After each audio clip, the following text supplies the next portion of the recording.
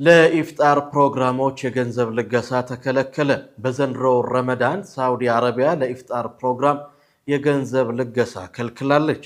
ሳዑዲ አረቢያ በ2026 በረመዳን ወቅት በመሳጂዶች ውስጥ ለሚደረጉ የኢፍጣር ፕሮግራሞች ግልጽ የሆኑ ደንቦችን አውጥታለች።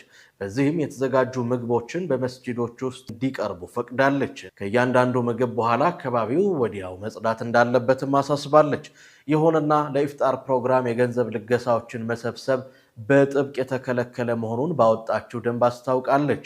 ይህ የተደነገገው የገንዘብ አላግባብ መጠቀምን ለመከልከልና ተገቢውን ተጠያቂነት ለማረጋገጥ ነው ተብሏል።